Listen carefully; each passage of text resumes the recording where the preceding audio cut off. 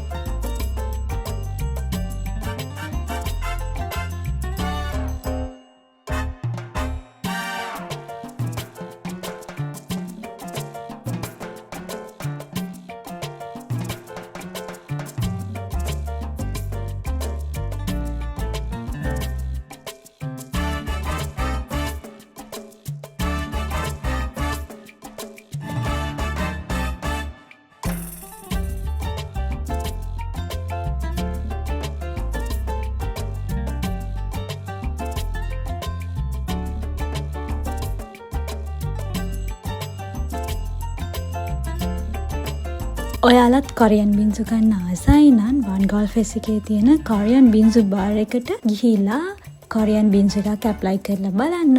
එහෙනම් ඉතින් අපි ආයෙ හම්බෙමු. Thanks for watching. Bye bye.